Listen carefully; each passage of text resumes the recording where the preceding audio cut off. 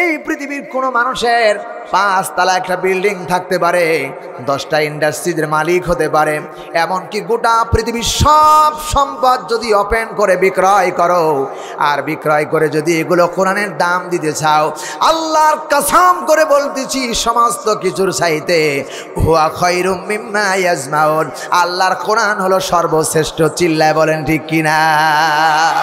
যেই কিতাব গোটা পৃথিবীর সমস্ত মাখলুকাত, সমস্ত আসমানের জমিন যা কিছু সম্পদ আছে তার চাইতে শ্রেষ্ঠ, এই কোরআনে কারিম দীর্ঘ 17টি বছর হাসিনা শুনতে দেয় নাই। ঠিক কিনা বলো? যারা কোরআন শুনতে দিল না, যারা কোরআনের পরে 144 জারি করলো, উতলুম মিন বাদিকা জানিম, আল্লাহর কোরআন বলেছে তারা জারক সন্তান। কথা বলেন ঠিক কিনা?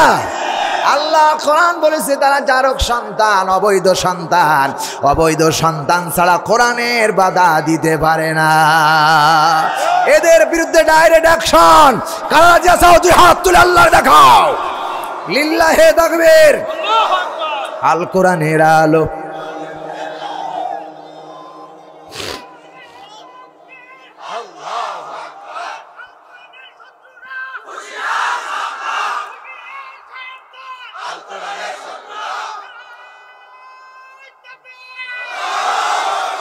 আমার ভাইরাম,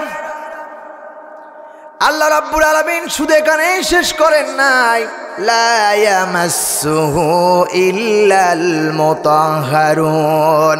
ওয়ামার ভাইরাম, ওয়ামার মুসলমান ভাইরাম, এই কোরআনে কারীম এত বড় মর্যাদা সম্পন্ন একটা কিতাব। আল্লাহ রাব্বুল আলামিন বলছেন ইংরেজি বই পড়তে গেলে, ইংরেজি বই স্পষ্ট করতে গেলে অজুর প্রয়োজন নাই, বাংলা বই পড়তে গেলে অজুর প্রয়োজন নাই, ইতিহাস পড়তে গেলে অজুর প্রয়োজন নাই। কিন্তু কোরআনে কারীম যদি কোনো মানুষ এমনি করে স্পর্শ করতে যায়, আল্লাহর কসম কোরআনে কারীমের মধ্যে আল্লাহ রাব্বুল আলামিন 1500 বছর আগে জানিয়েছে, লা ইয়ামাসসুহু ইল্লাল মুতাহহারুন। ও আমার জাতির লোকেরা, ও আমার কওমের লোকেরা, ও আমার এলাকাবাসীরা, ও আমার মানুষেরা শোনো, ও আমার গোলামেরা শোনো, এটা অজু ছাড়া, অপবিত্র ছাড়া স্পর্শ করা জায়েজ নাই। ঠিক কি না? আমার ভাইরাম, সেই কিতাব, এই কিতাব আল্লাহ রাব্বুল আলামিন আমাদেরকে দান করেছেন। এই কিতাবটা এত বড় কিতাব, আর এই কিতাবের মতো এত বড় ভারসাম্য কিতাব আকাশের নিচে আর জমিনের উপরে হতে পারে না। এত বড় ভারসাম্য কিতাব আল্লাহ রাব্বুল আলামিন বলেন, লাউ আনসালনা হাদাল কুরআন আলা জাবালিন লারাআইতাহু খাশিআম মুতাসাদ্দিআম মিন খাশিয়াতিল্লাহ ওয়া তিলকাল আমসালু নাদরিবুহা। আল্লাহ রাব্বুল আলামিন বলেন, ও আমার ভাইরাম, লাউ আনজালনা হাদাল কুরআন, এটা যদি এমন একটি কিতাব, এই কিতাবটাকে এত ভারসাম্য, ছোট্ট কিতাব দেখা যায় কিন্তু এর ভারসাম্য এত বড়।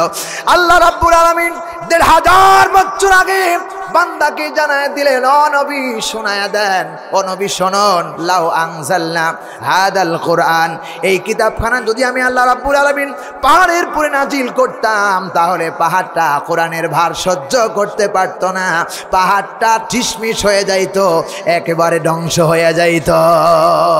ঠিক কিনা বলো? এই কোরআনে কারীম পাহাড় সহ্য করতে পারলো না, এবং কি গাছপালা, তরুলতা, সাগর সইতে পারলো না। এই কোরআনে কারীম আমাদের হেদায়েতের জন্য আল্লাহ রাব্বুল আলামিন দান করেছেন। এই কোরআনের বক্তব্য যারা, হেদায়েতের বক্তব্য যারা দিয়েছেন, মুফতি আমির হামজা, এরপরে মামুনুল হক এবং আল্লামা সাইদি দিয়েছে। কোরআনের কথা তারা সহ্য করতে পারে নাই, কারণ তাদের ইমানের ঘাটতি ছিল, কারণ আবু জেহেল কোরআন সইতে পারে না। ঠিক কি? আবু জেহেল ছিল বাংলাতে, আবু জেহেল ছিল হাসিনা। কথা কয় না রে, কথা কয় না আমার বন্ধুগণ, আমার ভাইরা।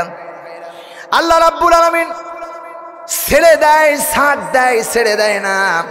মুসা আলাইহিস সালাম যখন আসলেন পৃথিবীতে, মুসা আলাইহিস সালামকে এবার ফেরাউন চিন্তা করলেন, মুসা যদি থাকে আমার দেশে, তাহলে আমার দেশ, আমার প্রতিষ্ঠিত হতে পারবো না, আমার ক্ষমতা শেষ হয়ে যাব। মুসা আলাইহিস সালামের বিরুদ্ধে উচ্চারণ করলেন, আল্লাহ বরদাস্ত করেন নাই। এরপরে আমার ভাইরা, নমরুদ আসলেন, ইব্রাহিম আলাইহিস সালাম আসলেন, কোরআনের দাওয়াত দিলেন, বরদাস্ত করলেন না। এবার কি করলেন আমার বন্ধুগণ? নমরুদ কি করলেন? আগুন জ্বালায়া আমার পয়গম্বর মুসা আলাইহিস সালাম, কি আমার পয়গম্বর আল্লাহর পয়গম্বর ইব্রাহিম খলিলুল্লাহকে আগুনের মধ্যে ফেলায় দিলেন। আল্লাহ বরদাস্ত করেন নাই আমার বন্ধুগণ। এরপরে আমার বন্ধুগণ আবু জেহেল আসলো।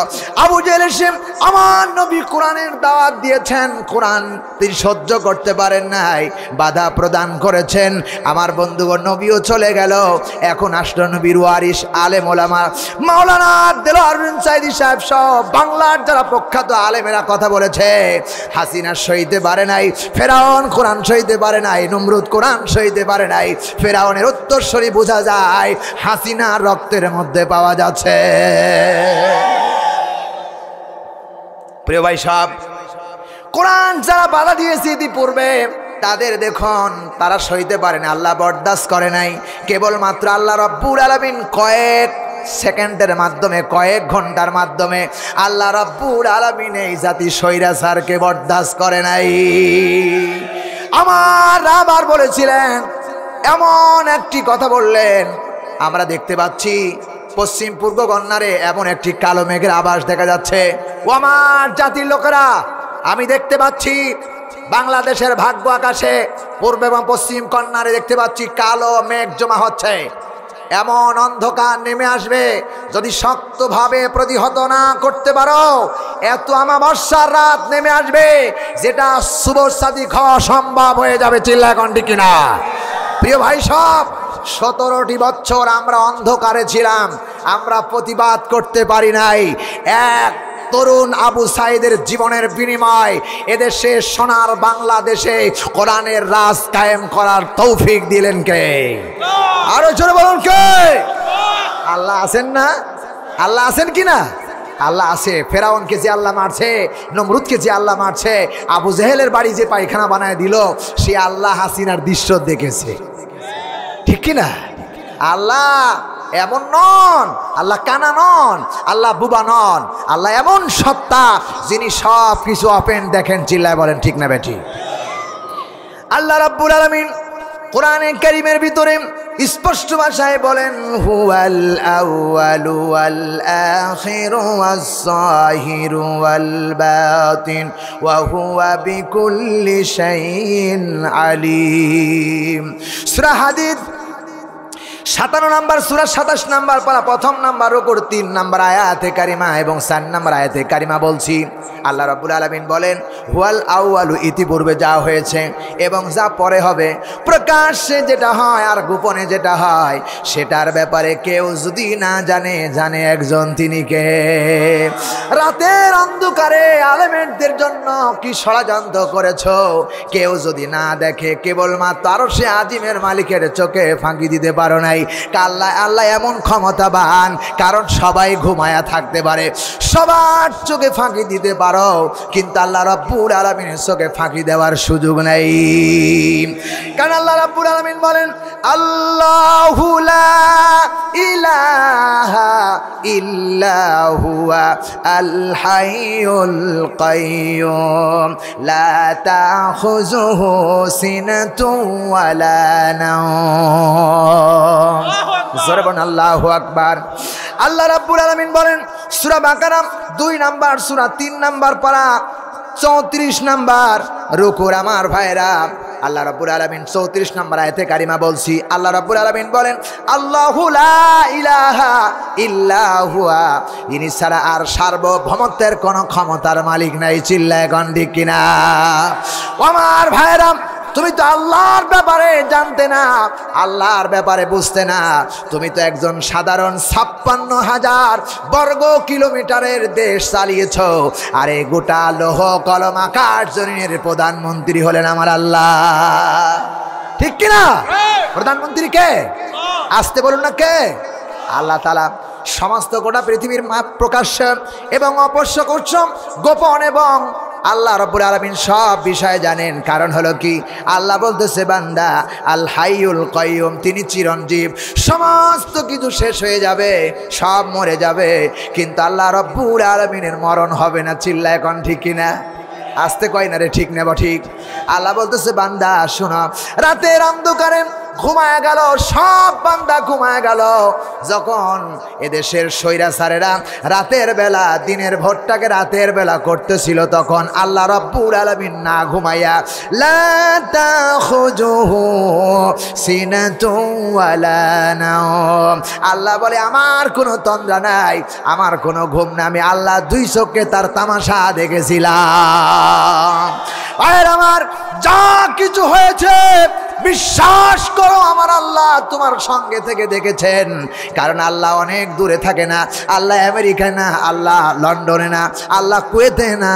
আল্লাহ তাআলা বলতেছেন ওয়া নাহনু আকরাবু ইলাইহি মিন হাবলিল ওয়ারিদ। চিল্লাবেন আল্লাহু আকবার। বান্দাগুলি শোনো, তুমি যেখানে তোমার ঘাড়ের সাহারগের চাইতেও আমার আল্লাহ তোমার নিকটে। বন্ধুগণ, যখন আমার দেশের স্বৈরাচার হাসিনা একজন ব্যক্তিকে বুকের পরে পাও দিয়া নিজে হাতে জবাই করেছিল, তখন মনে আল্লাহ আমেরিকায় ছিল নাকি, লন্ডনে ছিল নাকি? আল্লাহ ওই জায়গায় ছিল। আল্লাহ কোরআনে কারীমের মধ্যে আরো বলেছেন ওয়া হুয়া মাকুম আইনামা কুনতুম, বান্দা তুই যেখানে আমি আল্লাহ সেখানে। বলেন বান্দা তুই যেখানে আমি আল্লাহ রব্বুল আলামিন সেখানে। সুতরাং আমার কোনো ঘুম নাই, তন্দ্রা নাই। একথা যখনই আয়াতটা হযরত মুসা আলাইহিস সালাম শুনেছিলেন, কেন শুনেছিলেন? মুসা আলাইহিস সালাম একদিন আল্লাহকে বললেন রব্বে কারীম, ও আমার পরওয়ারদিগার মালিক, তুমি যে ঘুমাও না এর প্রমাণটা আমারে দেখায় দাও। গোটা পৃথিবীর সব কিছু ঘুমায় কিন্তু তুমি ঘুমাও না, এর ব্যাপারে আমার একটু পরামর্শ দাও। আল্লাহ রব্বুল আলামিন মুসা আলাইহিস সালামকে বললেন মুসারে যাও, বাড়ি চলে যাও। হযরত মুসা আলাইহিস সালাম বাড়ি গেলেন, বলেন দুইটা গিলাস নাও, কাঁচের গিলাস নিয়ে দুই হাতে পানি ভর্তি করে দাঁড়ায় যাও।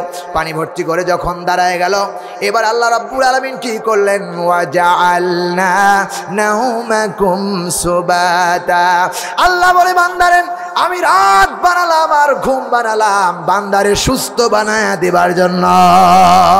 আল্লাহু আকবার, আরো জোরে বলুন। আল্লাহ ঘুম বানালেন। হযরত মুসা আলাইহিস সালামের চোখের মধ্যে তন্দ্রা এসে গেল।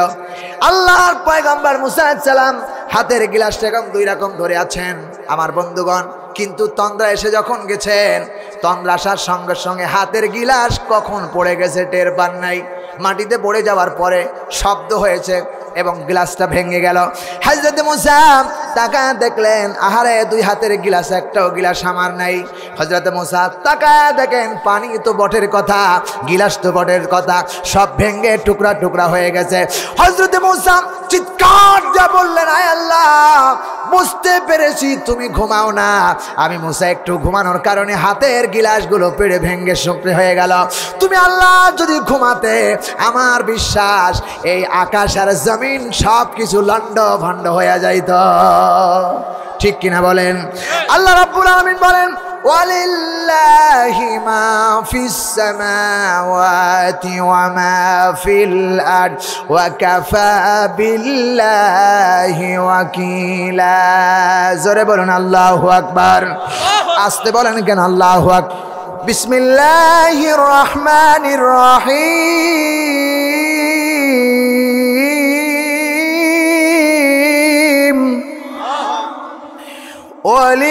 ওয়ালিল্লাহি মা ফিস সামাওয়াতি ওয়া মা ফিল আরদ ওয়া কাফা বিল্লাহি ওয়াকিলা।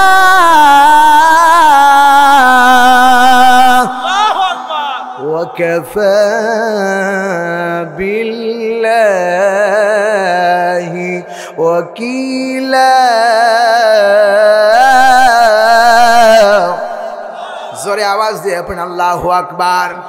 কোরআন পড়লে মজা লাগে কিনা? লাগে কিনা? দেখি কার কার মজা লাগে না হাত তোলেন।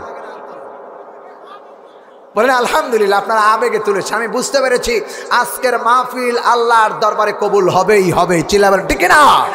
প্রিয় ভাই সব, যারা কোরআন পড়লে ভালো লাগে, হৃদয়টাকে ভালো লাগে, দেখি কাদের হাত তুলে দেখান লিল্লাহে তাকবীর, লিল্লাহে তাকবীর। হাত নামান।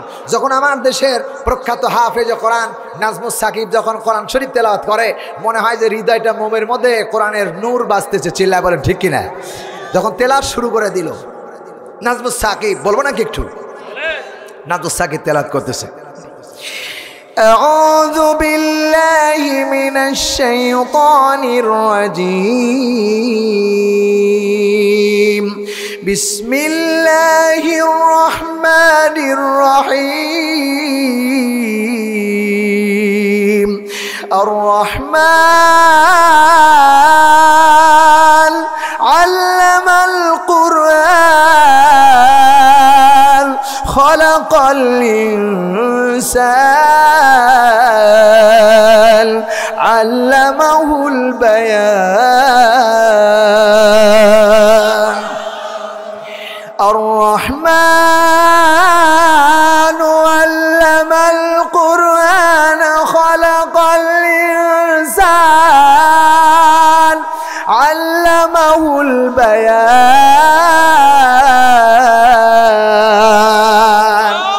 আবার দাগ্ধ কণ্ঠে যখন তেলাওয়াত করতেন তখন পড়তেন فبأي آلاء ربكما تكذبان خلق الإنسان من صلصال كالفخار وخلق الجان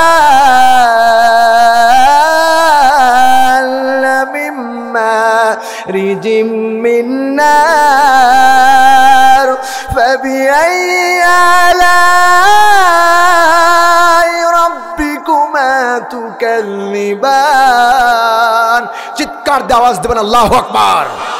ঠিক কিনা বলেন?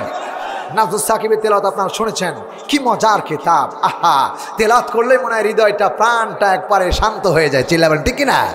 সেই কোরআন তো শুনতে এসেছি আমরা, চিল্লা বলেন ঠিক কিনা? এত মধুর কালাম। আজ আমাদেরকে প্রতিজ্ঞা করতে হবে 17 বছর স্বাধীনতার পর থেকে বিভিন্ন নেতৃত্ব আমরা দেখেছি, কিন্তু শান্তির আওয়াজ আমরা শুনেছি, কিন্তু শান্তি পাই নাই। আগামী নির্বাচনে কোরআন দিয়ে বাংলার পার্লামেন্ট চললে কেমন দেখা যায়? প্রত্যেককে মাথায় কাপড়ের কাপড় বেঁধে কোরআনের পক্ষে আন্দোলন নেবে, কোরআনকে পার্লামেন্টে বিজয় করাতে হবে। কারা যা সাউদি হাত তুলে আল্লাহর দেখাও।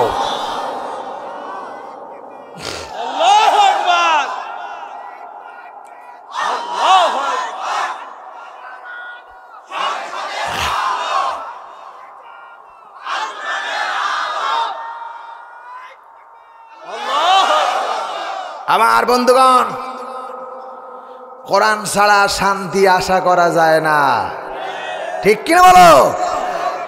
আর আদর্শ গ্রহণ করতে হলে বিশ্বাস করা মুসলমান, আমি স্পষ্ট ভাষায় কোরআন শপথ করে বলছি, মুজিবরের আদর্শ দিয়া জান্নাত পাওয়া সম্ভব নয়, তারেক জিয়ার আদর্শ দিয়া জান্নাত পাওয়া সম্ভব নয়, খালেদা জিয়ার আদর্শ দিয়ে জান্নাত পাওয়া সম্ভব নয়, হাসিনার আদর্শ দিয়ে জীবন করলে জাহান্নামের আগুনে জ্বলে পড়ে মরতে হবে, ঠিক কিনা?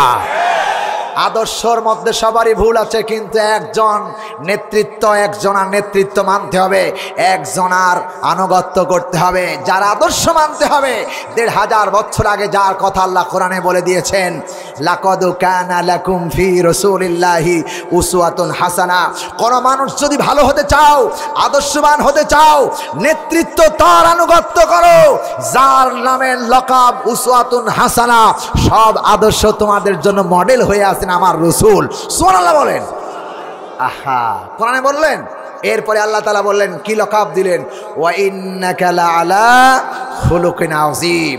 নবীদের ব্যাপারে আমার বন্ধুগণ বিশ্বাস করো, মুসা আলাইহিস সালামের ব্যাপারে আযীম বলা হয় নাই, আমার ভাইরা ইব্রাহিমের ব্যাপারে আযীম বলা হয় নাই, সুলাইমান মতো পাওয়ারফুল নেতার আযীম বলা হয় নাই, দাউদ আলাইহিস সালামের ব্যাপারে কোরআনে কোনো জায়গায় আযীম শব্দটি বলা হয় নাই, কিন্তু আমার নবীর ব্যাপারে কেবলমাত্র কোরআনে বলা হয়েছে ওয়া ইন্নাকা লাআলা খুলুকিন আযীম। আমার নবীর চরিত্র ছিল আযীম, যার কোনো সীমারেখা নাই। চিৎকার দেবেন আল্লাহু আকবার। আমি আমার ভাষায় বলে থাকি মাঝে মাঝে, জমিন থেকে এই সাদুয়াটা যতক্ষণ কত ফিট উচ্চতা করা হয়েছে এটা নির্ণয় করা যেতে পারে। এখান থেকে 9,30,00,000 মাইল দূর থেকে সূর্য তাপ দিচ্ছেন, সেটাও নির্ণয় করা যেতে পারে।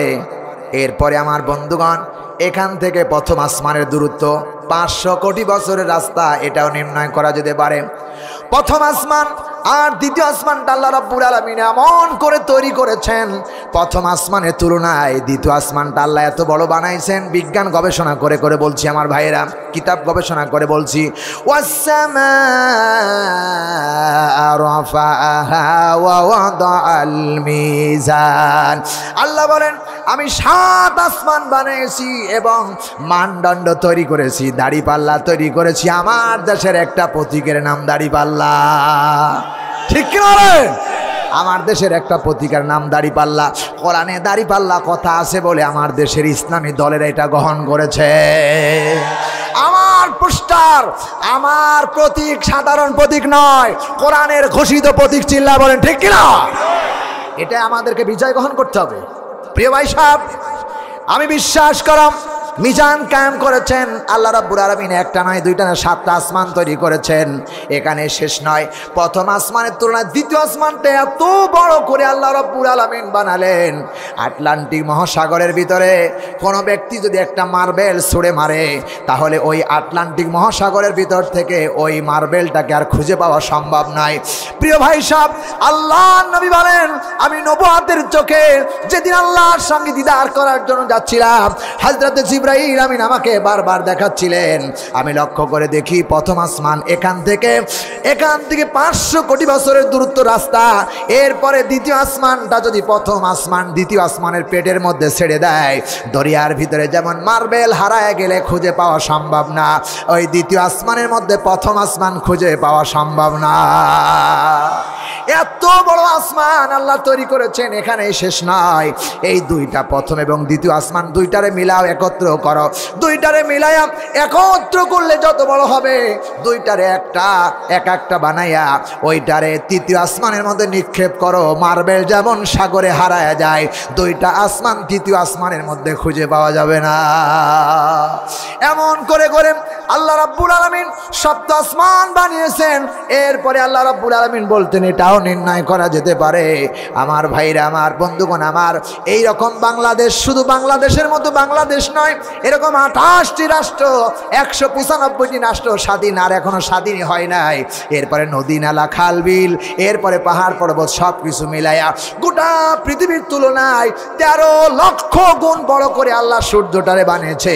13 লক্ষ পৃথিবী একত্র করলে যা হবে, সূর্য একাই অত বড়। আমার বন্ধুগণ, এটাও নির্ণয় করা যেতে পারে।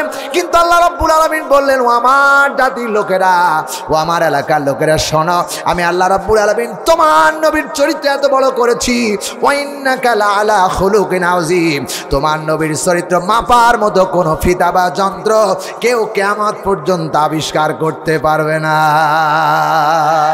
এটা হলো আমার রাসূলের চরিত্র। চিল্লা এখন ঠিক কিনা? এই নবীর প্রশংসা করে না, আজ বাংলাদেশের মানুষ প্রশংসা করে। আমার নেতা, ফাটা নেতা, 500টি মডেল মসজিদ বানিয়েছে। আমার নেতা ভালো কথা কয় না রে। 500-র বেশি শতাব্দী বাংলাদেশে মডেল মসজিদ হাসিনা তৈরি করলো। এই মডেল মসজিদ বানালো, ধন্যবাদ দিলাম তাকে, ওয়েলকাম জানালাম। কিন্তু এই মডেল মসজিদে ইমামতি করবে আমির হামজা, এই মডেল মসজিদ ইমামতি করবে আজহারি। কথা কয় না রে, কথা কয় না। এই মডেল মসজিদ ইমামতি করবে সাইদি, এই মডেল মসজিদে ইমামতি করবে এই গ্রামের সবচাইতে যিনি কোরআনের পারদর্শী ওই লোকটি। কিন্তু ওরা চান্স পায় নাই, ঘুষ দিয়া দিয়া ইমামতি রাখছে। কথা কয় না রে আমার ভাইরা। আমার দেশের সবচেয়ে বড় মসজিদ সেটা হলো বাইতুল মোকাররম মসজিদ। এই বাইতুল মোকাররম মসজিদের ইমাম সাহেব হলেন হাসিনার পাউসাটা গোলাম গোলাম গোলাম। হাসিনা যেদিন পালালো, উনিও সেদিন পালালো। ইমাম কেন পালাবে? কারণ বুঝতে হবে। তুমি ছিলে যে একটু আমার আগে একটু ভাই বলল, আমার ভাই বলল যে ওই যে কি কয় আওয়ামী লীগের কিছু চোরচাটা, ওই কি কয় উলামা লীগের ওই লোক ছিল। ওই লোকটি যখন পালা গেল রে মুসলমান, ও আলেম না, আলেমের জাতির কর্ণধরের হলে লানত। ওদের কারণে আমাদের বদনাম হয়। ওদের কারণে আমাদেরকে লাঞ্ছিত হতে হয়, কারণ ওরা জাতির শ্রেষ্ঠ সন্তান ছিল।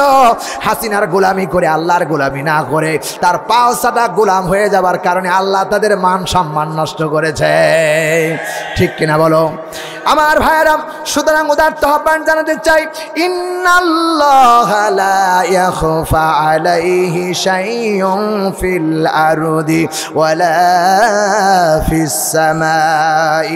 আল্লাহ রাব্বুল আলামিন বলেন সূরা ইমরান 3 নম্বর সূরা 3 নম্বর পারা 1 নম্বর রুকুর 5 নম্বর আয়াতে কারিমা বলছি, আল্লাহ রাব্বুল আলামিন বলতেছেন ইন্নাল্লাহা, ভালো করে লক্ষ্য করুন, ইন্নাল্লাহা নিশ্চয় আল্লাহ তাআলা, লা মানে না, লা মানে না, নাই নাই নাই, লা মানে না, ইয়াখফা আলাইহি শাইউন ফিল আরদি ওয়ালা ফিস সামাই, আকাশ এবং জমিনে এমন কোন পানি নাই, এমন কোন মাখলুকাত নাই যা আল্লাহ রাব্বুল আলামিনের নখদর পড়ে নাই।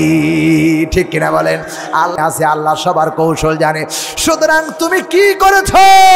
তুমি বাতিল হয়ে কি করেছো? মাওলানা দিলওয়ার সাইদিকে ঘর থেকে বের করে, জেল থেকে বের করে, ওই এরপরে কি হসপিটালে নিয়ে ইনজেকশন দিয়ে তুমি হত্যা করেছো। তুমি জাতির সর্বোচ্চ স্বৈরাচার। আমার বন্ধুগণ, আমি মাওলানা শাহাদাত হোসেন বারী অল বাংলাদেশে, শুধু বাংলাদেশ না বিভিন্ন দেশের কথা বলি। আমি মাওলানা শাহাদাত হোসেন বারী লক্ষ কথা বললে যা হবে, বাংলার মুসলমানদের জন্য মাওলানা দেলোয়ার সাইদি সাহেব এক কথা বললে তত কাজে লাগবে। ঠিক না? সেই গোলামটাকে ধুকে ধুকে 13টি বছর রাখতে হয়েছিল। আহা, কি দুঃখের কথা, বলতে কলিজা ফেটে যায়। সোনার মুসলমানেরা, আমির হামজা ভাইকে যখন জেলের কারাগারে বন্দী করা হলো, ছোট্ট কলিজার টুকরা সন্তান বাবাকে দেখতে গেছেন জেলখানায়। আহারে, ওপার থেকে বাবার গলা জড়ায় ধরার জন্য সন্তানটা হাত বাড়িয়ে দেয়, বাবার গলা হাতে পায় না। ভ্যানের উপর করে উঁচা করে ধরেছেন, তা বাবার গলায় একটু মুখে চোমা দিবে, চোমা দিতে পারে না। কলিজার মধ্যে যে যন্ত্রণা নিয়ে বাবাকে দেখার জন্য ছটফট করতেছেন, কোন দুঃখ বেদনা লাগবে না। এই শিশু সন্তানের মামলা ডায়েরি হাসিনার 14 বার ফাঁসি হবে। কথা কয় না? ঠিক কিনা?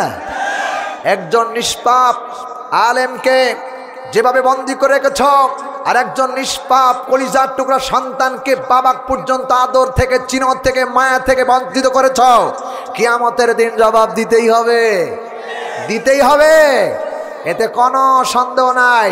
কারণ আল্লাহ রাব্বুল আলামিন ফেরাউনকে ছাড় দেন নাই, নমরুদকে ছাড় দেন নাই।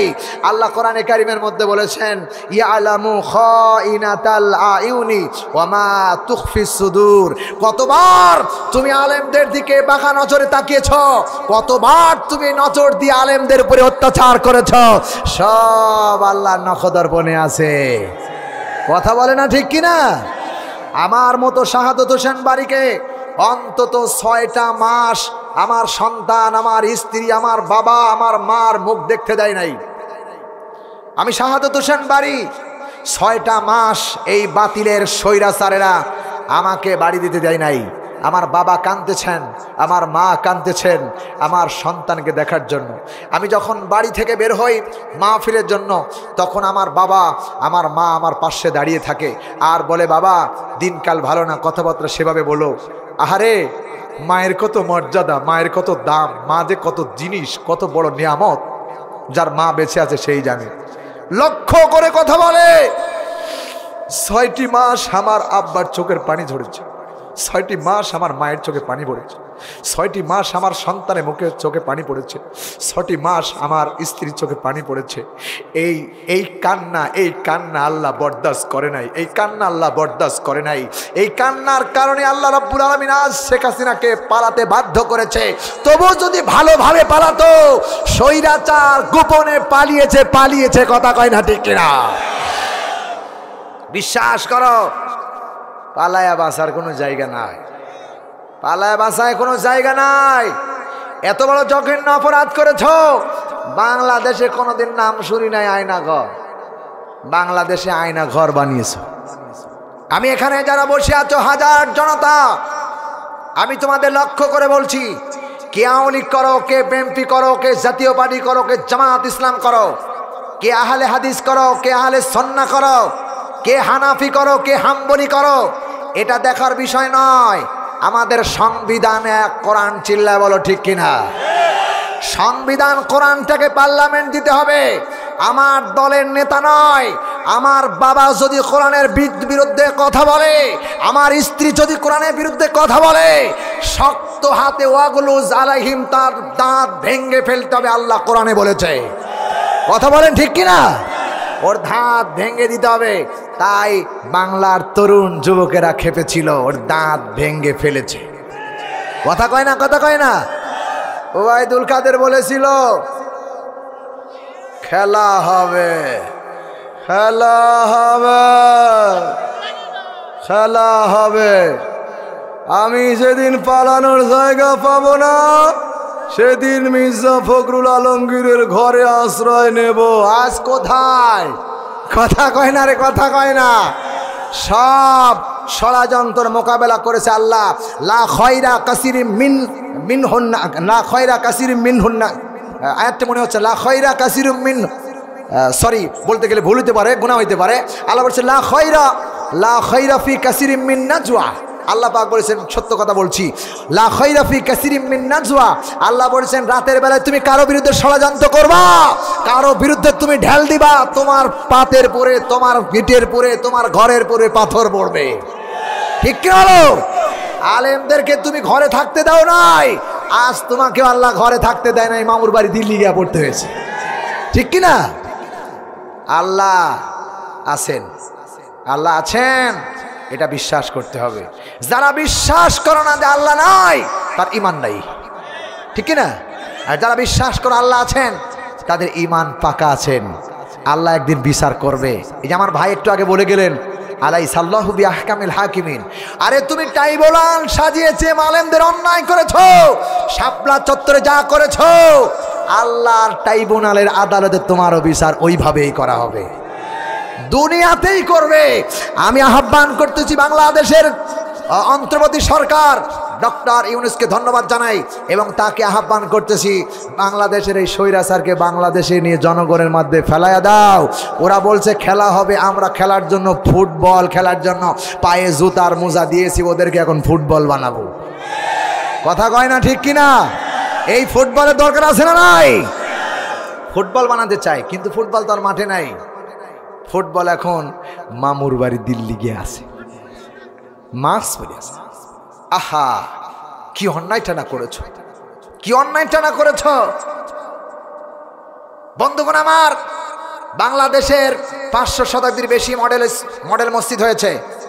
সেই মসজিদে আপনি খবর নিয়ে দেখেন, আমি অত্যন্ত মেহেরবানি করে সারা বাংলাদেশ ঘোরা লোক, আমি খোঁজ খবর নিয়ে দেখেছি, অধিকাংশ মসজিদের ভিতরে যারা চাকরি নিয়েছে, অধিকাংশটাই তারা ভেজাল।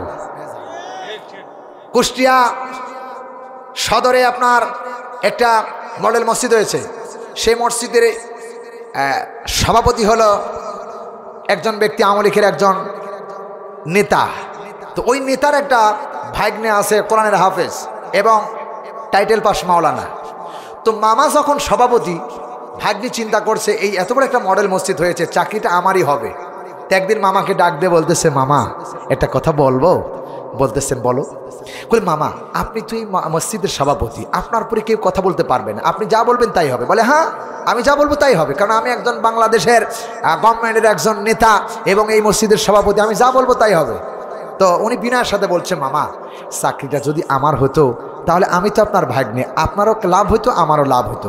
মামা আস্তে করে বলতেছেন, ভাগনা যদি মসজিদে মডেল মসজিদে চাকরি নিতে হয় তাহলে তুমি আমার একটু মিষ্টি খাওয়াই। সুবহানাল্লাহ বলেন, সুবহানাল্লাহ, নাউজুবিল্লাহি মিন যালিক। তো মামার ভাগ্না চিন্তা করছে, মামা যখন মিষ্টি খাবার চাইছে তো মামার একটু মিষ্টি খাওয়া দেওয়া দরকার। 1 কেজি আর 2 কেজি কিনে নেয়, 5 কেজি বড় একটা ঠোস কিনে নিয়ে মামার বাড়ি গেছে। মামার বাড়ি গিয়া মামার বাড়িতে যায় মিষ্টির কার্টন রেখে বলছে, মামা আপনি মিষ্টি খেতে চাইছিলেন, এদের মিষ্টি থাকলো, আর আপনি একটু আমার জন্য দেখবেন। বলেই ভাগনা চলে গেছে। তো মামা মিষ্টি বাড়িতে রেখেই আস্তে আস্তে আস্তে করে পাশেই আবার ভাগনার বাড়ি চলে গেছেন। গিয়ার পরে বলতেছে, ভাগনা তুমি যে আমার বাড়িতে মিষ্টির কার্টন দিয়ে 1 কেজি 1.5 কেজি দিতেই তো পারতে, 5 কেজি দিছো কেন? মামা আমার একটা বড় চাকরি হবে আর আপনি আমার মামা, সবাই মিলে আপনারা খাবেন, মিষ্টি মুখ করবেন, এই জন্য আমি দিয়েছি। বলে ভাগনা, আমি তোমাকে ওই মিষ্টির কথা বলি নাই, 5 লক্ষ টাকা দিও। জোরে কয় না নাউজুবিল্লাহ? 5 লক্ষ টাকা দিও, তোমার ওই চাকরি আর তোমার ওই চাকরি করতে কারো কাছে যাওয়া লাগবে না, আমি যথেষ্ট। ও আমার ভাইরা, বিশ্বাস করো, এটাও স্বৈরাচার। ওখানে যারা ঘোষ দেয় ইমামতি করবে, ওইটাও স্বৈরাচার। ওদের বিরুদ্ধে, ওদের পক্ষে, ওদের পিছনে নামাজ পড়াই জায়েজ নাই, ঠিক কিনা বলো? মসজিদের ইমাম, আমার এলাকায় মসজিদ যখন ইমামতি নেই, তখন আমাকে দেখে আমার স্ত্রী পর্দায় থাকে কিনা, আমি ভালো জুব্বা টুব্বা পরি কিনা, আমার মুখে দাড়ি আছে কিনা, বা সুন্নতি দাড়ি আছে কিনা, এক মুষ্টি না কেটে সাটেছট করছে, এটা দেখা হয়। এরপরে তার চরিত্র ভালো কিনা, তার বাবা মার সাথে সম্পর্ক ভালো আছে কিনা, এটাও যদি দেখা হয়, যে বাংলাদেশের মডেল মসজিদের মেট্রো ইমাম, তাকে আপনি খুঁজে নেবেন না, তাকে খুঁজে বের করতে হবে। যেই ইমাম ঘোষ দিয়ে ইমামতি নাই, ওর পিছনে লাথি মেরে ওর কাতার থেকে বেরিয়ে আসতে, ওর পিছনে নামাজ পড়লে নামাজ হয় না। আজ বাংলাদেশে এই কাজ করেছে, সব বাংলাদেশে এই অবস্থা আর চলছে। প্রিয় ভাই সব, এগুলো করেছে একটাই কারণ, ক্ষমতার দাপটে, ক্ষমতার দাপটে। আল্লাহ কোরআন শরীফের মধ্যে বলেছেন, হালাকা আন্নি সুলতানিয়া, ক্ষমতা তোর না, ক্ষমতা তোর থাকবে না, ক্ষমতা আমার। কারণ এই গোটা বিশ্বের ক্ষমতার মালিক কে? জোরে বলুন, সব ক্ষমতার মালিক কে? আল্লাহ তাআলা। এজন্য আল্লাহ রাব্বুল আলামিন কোরআনে কারীমের ভিতর স্পষ্ট ভাষায় জবাব দিচ্ছেন, বান্দাগুলি শোনো, আমি আল্লাহ রাব্বুল আলামিন বলতেছি, লিল্লাহি মুলকুস সামাওয়াতি ওয়াল আরদি ওয়া মা ফিহিন্না ওয়া হুয়া আলা কুল্লি শাইইন কাদির। সূরা মাইদা 5 নম্বর সূরা 7 নম্বর পারা 16 নম্বর রুকুর 120 নম্বর আয়াতে কারিমা বলতেছি, আল্লাহ রাব্বুল আলামিন বলতেছে, বান্দা, লিল্লাহি মুলকুস সামাওয়াতি ওয়াল আরদ, আকাশ আর জমিনের সব কিছুর রাজা আমি আল্লাহ রাব্বুল আলামিন। চিল্লায় বলেন ঠিক কিনা? ভাইয়ের আমার, শুধু রাজা নয়, আল্লাহ রাব্বুল আলামিন বলে, ও আমার গোলামেরা শোনো, আল্লাহ রাব্বুল আলামিন ডাইরেক্ট বলতেছেন, ওয়া হুয়া আলা কুল্লি শাইইন কাদির, সব ক্ষমতার মালিক আমি আল্লাহ। আহারে, আল্লাহ কেমন ক্ষমতার মালিক একটু বলবো নাকি কেমন ক্ষমতার মালিক? আল্লাহ রাব্বুল আলামিন বলেন, ও আমার গোলামেরা, ও আমার জাতির লোকেরা, ও আমার এলাকার লোকেরা, ও আমার বাংলাদেশের লোকেরা, কোরআনে কারীম বলেন, আল্লাহ এত বড় ক্ষমতার অধিকারী। এক বাবা আর এক মা বিবাহ হয়ে গেল, বিবাহ হয়ে যখন গেল, এরপরে বাবার মা আমসাজ উভয় যখন মিলিত হলো, বাবার সুলারু থেকে সবে মাত্র 1 ফোঁটা নিগ্রত পানি মায়ের রেহেমের মধ্যে গেল। ওই মায়ের রেহেমের ভিতর থেকে আল্লাহ রাব্বুল আলামিন কেমন ক্ষমতার মান, একটা তৈরি করলেন ছেলে, আর একটা তৈরি করলেন মেয়ে, ওই পানির ভিতর থেকে আর একটা বানায়া দিলেন 3 প্রতি হিজরা। ঠিক কিনা বলেন? আমার ভাইয়েরা, মায়ের রেহেমের ভিতরে একই পানি ছিল, ওই একই পানি থেকে একটা বানালেন কালো, একটা বানালেন ধলা, একটা বানালেন সাদা, একটা বানালেন কুৎসিত। এত বড় ক্ষমতার অধিকারী দুনিয়া আর কেউ নাই। এই ক্ষমতার মালিক কেবলমাত্র আরশে আজিমের মালিক আল্লাহ। চিল্লায় বলেন ঠিক কিনা? লক্ষ্য করুন, আমার দিকে লক্ষ্য করুন, মাথার চুলগুলো লক্ষ্য করুন। এই মাথার চুলগুলো যদি আল্লাহ রাব্বুল আলামিন কমন ক্ষমতার অধিকারী, এই মাথার চুলগুলো 1 মাস 2 মাস 4 মাস যদি না কাটি, তাহলে পিছন দিয়ে বাবরি হয়ে যাবে, বড় বড় হয়ে যাবে। আর যদি সাবান শ্যাম্পু না দিই, সালাপির জট পীর হয়ে যাবে। কথা কয় না ঠিক কিনা? বাংলাদেশে এরকম পীর আছে না নাই? প্রিয় ভাই সাহেব, সবগুলো বড় হয়ে যাবে, কিন্তু আল্লাহ রাব্বুল আলামিন এমন সত্তা, এমন প্রভু, এমন মাওলা। আরে মাথার চুলগুলো 2 মাস না কাটলে বেড়ে যায়, মাথার নিচে একটু কপাল, কপালের উপরে একটু ভুরু বানায় দিয়েছে। আমার জানা মতে আমি যতগুলো তাফসীর পড়েছি, বাস্তব দেখতেছি, আল্লাহ এমন সত্তা, এমন ক্ষমতার অধিকারী। মায়ের পেট থেকে যেমন ভাবে এসেছিল, কেবলমাত্র একটু কালো হয়েছে, আহারে বাড়েও নাই কমেও নাই। একই মাথার চুল, এটাও চুল, এটাও চুল। মাথার চুলগুলো 1 নয় 2 নয়, 2 মাস না কাটলে বাবরি হয়ে যায়, এত বড় হয়ে যায়। আল্লাহ রাব্বুল আলামিন এইটারে বাড়ায়ও না কমেও না। কারণ হলো, মাথার চুল বাড়লে বান্দার কোনো সমস্যা নাই, কিন্তু আমার আল্লাহ রাব্বুল আলামিন বলে, বান্দা এই বুরুগুলো যদি আমি একটু বড় করে দেই, যদি এটা ঝুলে নামে, আমার বান্দার রাস্তা চলতে কষ্ট হয়ে যাবে, খাবার দেখতে বান্দার কষ্ট হয়ে যাবে রে, আমার বান্দার চলতে কষ্ট হয়ে যাবে। আমি আল্লাহ রাব্বুল আলামিন এমন ক্ষমতার অধিকারী, আইন পাশ করে দিলাম, এটা বড় হতে পারবি, এটা কঠিনকালে বড় হইতে পারবি না। আমার ভাইরা শুধু এখানেই শেষ নয়, আল্লাহ রাব্বুল আলামিন কেমন ক্ষমতার অধিকারী।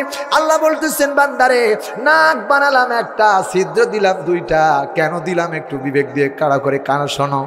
আল্লাহ বলে, বান্দারে আমি কেন দিলাম, কেন দিলাম? আল্লাহ তাআলা বলেন, লাকাদ খালাকুনাল ইনসানা ফি আহসানি তাকওয়িম, আমি সবার চাইতে তোমাকে সুন্দর করে বানিয়েছি। আল্লাহ রাব্বুল আলামিন বলে, বান্দারে তোমার নাক দিলাম একটা, কিন্তু নাকের ভিতরে ছিদ্র দিলাম দুইটা, কেন? বান্দা একটু ভালো করে কানটা লাগায় শোনো। আমি আল্লাহ রাব্বুল আলামিন বলছি, বান্দা যখন শীতের দিন আসবে, ঠান্ডা লাগবে, নিউমোনিয়া হতে পারে, জ্বরে আক্রান্ত হতে পারে, সর্দি লাগতে পারে, সর্দি লাগবে, দেখবেন নাকের ডগা বন্ধ হয়ে যায়, কথা কয় না। আল্লাহ রাব্বুল আলামিন বলে, বান্দা আমি একটা ছিদ্র করে দিলে পারতাম, কিন্তু একটা ছিদ্র করে দিলে নিঃশ্বাস চলতে কোনো অসুবিধা হতো না, কিন্তু দুইটা দিলাম কেন? সর্দি লাগলে, এরপরে ঠান্ডা লাগলে একটা বন্ধ হয়ে যায়, আর একটা দিয়ে অক্সিজেন চলতে থাকে। আমি আল্লাহ কুদরতিভাবে আমার ক্ষমতা দিয়ে এই সাহায্য করে তোমাকে দুইটো ছিদ্র দিয়ে আমি আল্লাহ অক্সিজেন ঢুকায়া দেই। জোরে বলেন আল্লাহু আকবার। আল্লাহ রাব্বুল আলামিন বলে, আল্লাহুল্লাযী ইউরসিলুর রিয়াহা ফাতুসিরু সাহাবা। আল্লাহ রাব্বুল আলামিন বলেন, কে আছে এমন সত্তা, কেমন আছে এমন প্রভু, কেমন আছে দয়াশীল, তোমাদেরকে যে অক্সিজেন দেয়, এমন ভাবে অক্সিজেন ভিতরে ঢুকাইতে আর বের করতে পারে। সুবহানাল্লাহ। আল্লাহ রাব্বুল আলামিন এই অক্সিজেন যদি 1 ঘন্টা বন্ধ করে দেয়, আল্লাহর কসম, আল্লাহর কসম 1 ঘন্টা যদি আল্লাহ অক্সিজেন বন্ধ করে দেয়, এখান থেকে বাড়ি যাওয়া নসিবে হবে না, ঠিক কিনা বলেন? আর যদি আল্লাহ অক্সিজেন না দিয়া, আর অক্সিজেন যদি হসপিটালে কিনে কিনে ব্যবহার করতে, তো প্রত্যেক দিন হাজার হাজার মানুষ মারা যেত, কারণ অক্সিজেনের দাম সাধারণ না, অক্সিজেনের দাম অনেক বেশি ছিল এখন, ঠিক কিনা? যারা ওই আমার ভাইরা হসপিটালে যান, যারা অক্সিজেন কিনে যারা ব্যবহার করেন, তারাই বুঝেন অক্সিজেনের কি দাম। আল্লাহ রাব্বুল আলামিন লক্ষ লক্ষ টন অক্সিজেন প্রতিদিন দিচ্ছেন আর ছেড়ে দিচ্ছেন। এই ক্ষমতার মালিক দুনিয়ার মধ্যে হাসিনা না, মুজিবর না, তারেক জিয়া না, শাহাদত হোসেন বাড়ি না, এই এলাকার জামাতে আমির মাওলানা আবুল কালাম আজাদ না, এই ক্ষমতার মালিক হলেন সর্ববৃহত্তম আকাশ এবং জমিনের মালিক আল্লাহ, ঠিক কি বলো? আর একটা কথা বলি, আল্লাহ রাব্বুল আলামিন বলেন, মারাজাল বাহরাইনি ইয়ালতাকিয়ানি বাইনাহুমা বারযাখুল লা ইয়াবগিয়ান। আল্লাহ তাআলা বলতেছে, বান্দারে দুইটা দরিয়ার পানি এক জায়গা দিয়ে চলাফেরা করে, কিন্তু একটা সাদা পানি, একটা কালো পানি, একটা সাদা পানি, একটা নীল পানি, একটা হলো লবণাক্ত পানি, আর একটা সাধারণ পানি, দুইটা এক রাস্তা দিয়ে চলে। আল্লাহ ঘোষণা করে দিয়েছে, মারাজাল বাহরাইনি ইয়ালতাকিয়ানি বাইনাহুমা বারযাখুল লা ইয়াবগিয়ান, একটার সাথে একটা মিশতে পারবি না, কিয়ামত হয়ে যাবে। আল্লাহর এই ক্ষমতার বাইরে পানি আজও যেতে পারে নাই। শুধু এখানেই নয়, আল্লাহ রাব্বুল আলামিন কি ক্ষমতার করলেন। আমার বন্ধুর হযরত মূসা আলাইহিস সালাম যখন দরিয়ার সামনে দাঁড়ায় গেলেন, মূসা আলাইহিস সালামকে 3 ভাবে সাহসী আক্রমণ করলেন। ফেরাউনের সৈন্যরা, ডান দিকে ফেরাউনের শত্রু, বাম দিকে ও পিছনেও, সামনে দরিয়া, আর কোনো রাস্তা নাই। হযরত মূসা আলাইহিস সালামের কওমের লোকেরা বললেন, ও আমার পয়গম্বর, আল্লাহর পয়গম্বর, আমরা তো ধরা পড়ে গেলাম, আমরা তো পাকড়া হয়ে গেলাম, লা মুদরাকুন, আমরা তো পাকড়া হয়ে গেলাম, ধরা পড়ে গেলাম। হযরত মূসা আলাইহিস সালাম কারোর উপর ভরসা করলেন না, জাতির লোকের উপর ভরসা করলেন না, গাছের প্রতি ভরসা করলেন না, কারোর প্রতি ভরসা করলেন না। তিনি বললেন, কাল্লা, কখনো না, রব্বি সায়াহদি, আমার রব আমার রাস্তা একটা বের করেই দিবেন। চিল্লায় বলেন ঠিক কিনা? হযরত মুসা আলাইহিস সালামকে বলেন, ও মুসা দরিয়ার পরে আঘাত করো। হযরত মুসা দরিয়ার পরে আঘাত করলেন, আর বন্ধুগণ আমার পানির রাস্তার উপর দিয়ে রাস্তা হয়ে গেল না, দরিয়ার তলদেশ দিয়ে শতান্ত মহাসাগরের ভিতর দিয়ে দুই দিকে পানি টান হয়ে খাড়া হয়ে রইলেন, আর পিছন দিয়া নদীর তলদেশ দিয়ে রাস্তা হয়ে গেল। আল্লাহর পয়গম্বর মুসা আলাইহিস সালামের সৈন্য নিয়ে পার হয়ে গেল। এদিকে যখন আবার এক বিন্দু পরিমাণ পানি নড়াচড়া করেন নাই, ফেরাউনের সৈন্য যখন নেমে গেল, আল্লাহ রাব্বুল আলামিন বরদাস্ত করতে পারে নাই। আলেমদের শত্রু বরদাস্ত করে না, ইমামদের শত্রুদের বরদাস্ত করেন না। আল্লাহ বলেন দুইটা একাকার হয়ে গেল, পানিগুলো সব এসে ফেরাউন সৈন্য সাথীর মাথার উপর এসে গেল। সুবায়া সুবায়া ইঁদুরের মতো মেরে এখনো আল্লাহ শুটকি বানায় রাখছে। জাতি শিক্ষা গ্রহণ করো। আমার দেশের লোককে বলবো, আমার জাতির লোকেরা, আয়না ঘর নষ্ট করা যাবে না, কারণ আয়না ঘর থেকে শিক্ষা গ্রহণ করতে হবে। এদেশে একদম স্বৈরাচার ছিল যার নাম হাসিনা, এর বিরুদ্ধে অ্যাকশন, ডাইরেক্ট অ্যাকশন করা যেত। দুই হাত তুলে দেখাও। লিল্লাহে তাকবীর। আল কোরআনের আলো, আল হাদিসের আলো, লিল্লাহে তাকবীর। খারাপ লাগতেছে আপনাদের? আয়াত যেটা পড়েছিলাম সেখানে কিন্তু এখনো যেতেই পারি নাই। আলহামদুলিল্লাহি রাব্বিল আলামিন ওখানে কিন্তু শুরু করেছিলাম, ওখানে এখনো যেতেই পারি নাই, শেষ হয়ে গেল। বলেন আলহামদুলিল্লাহ। এখনো আপনাদেরকে শোনাতে চেয়েছি কয়টা? আমি সারা রাত যদি বলি এইভাবেই চলবে। বলেন আলহামদুলিল্লাহ, বলেন আলহামদুলিল্লাহ। আল্লাহ এইটারে আমার দিয়েছেন মাথার মধ্যে, ওমা উতিতুম মিনাল ইলমি ইল্লা কলিলা। সামান্য তো একটু জ্ঞান আল্লাহ রাব্বুল আলামিন তার জ্ঞান থেকে, মহাসমুদ্র থেকে সামান্য তো একটু দিয়েছেন আল্লাহ। এটার ভিতরে দিয়েছেন, সামান্য তো জ্ঞান দিয়েছিলেন মাওলানা সাইদি সাহেবকে। যখন উনি কথা বলতেন মনে হচ্ছে কোরআন আকাশ থেকে নাজিল হচ্ছে। কথা কয় না রে? আহা, সে রাবারকে জাতির লোকের চিহ্ন না, নির্মলভাবে হত্যা করলো। যার জানাজা করতে দেওয়া হয় নাই বাংলাদেশে, চিল্লা এখন ঠিক কিনা? আমি কথা বলেছিলাম আমার মসজিদে, আমি যে মসজিদ জুমা পড়াই সে মসজিদে বলেছিলাম, মুসলমানদের এটা কাজ ঠিক হয় নাই, যেখানে একজন মুসলমান মারা যাওয়ার পরে, মানুষ মারা যাওয়ার পরে তার প্রতি কোনো আকর্ষ থাকে না, চিল্লাবান ঠিক কিনা? সে লোকটির জানাজা তারা করতে দিল না, এরা আসলে সত্যিকার মুসলমান না। একথা বলার কারণে আমার মসজিদের চাকরি চলে গেল। আহা, আমি বললাম তোর চাকরি গুল্লা মারি, আমার আল্লাহ আমারে খাওয়ায়, আর আমার আল্লাহ